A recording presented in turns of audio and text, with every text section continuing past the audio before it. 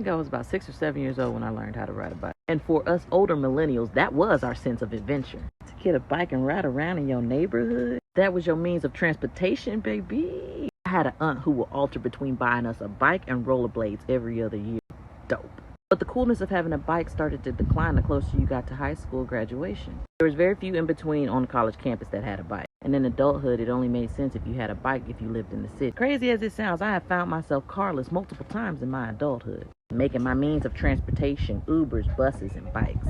Ubers can sustain you for a short period of time, and you have to alter your schedule to fit in the conveniency of a bus. But riding bikes and walking are two things that you can control at your own pace. Now, the destination post never changed, but my pace in getting to the destination has been altered. For a season when I was going to community college, I did not have a car to get me to my destination, which was 30 minutes away. And at this time, I did not have a bike, so I walked to the bus. I would sit on the bus, do my homework, probably take a little nap.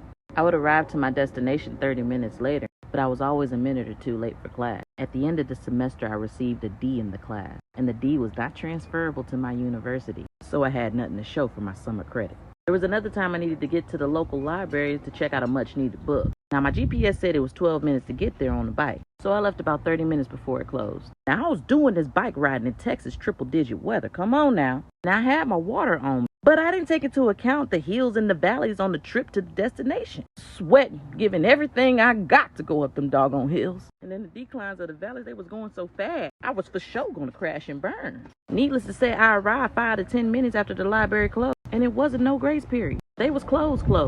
Now, sitting here this morning in my meditation period, and God just boom, like that, dropped a revelation in my lap on these two situations. He says, daughter, you've had a car since you were 17 years old. You have had access to accelerate your pace in life since you were a minor. And with that car, you got the degrees, the social circles, the jobs, everything that you've wanted. But are you satisfied? Are you fulfilled? I told him no, because I still lack understanding in some things. Why certain things happen. Like, why did I get that D in that class? And why did he make it so hot that day to where the library closed? Them hills, them valleys. Why, Lord?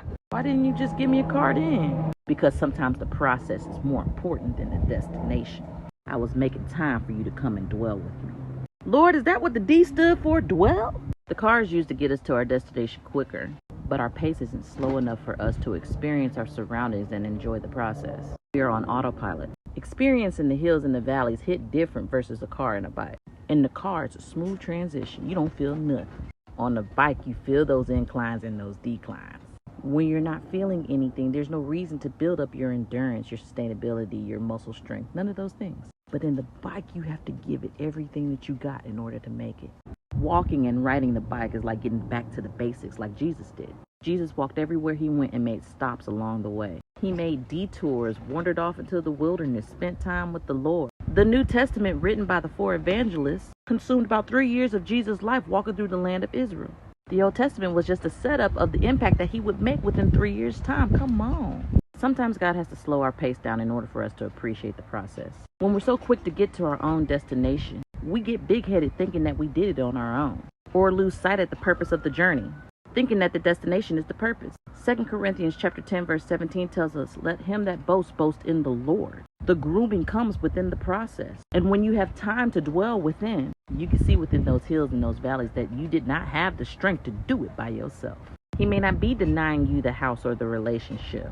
He may be slowing you down so that you could pay close attention to the details. After all, it will be the seed to your testimony that you tell others. I've driven a car multiple times in my life, but I can speak on the joys of riding a bike with a smile on my face. Moral of the story, just because your pace shifts does not mean that you've been denied your destination. The process sometimes will expose the detours that you need to make in life. Find beauty in the process, enjoy it, and keep going in Jesus' name.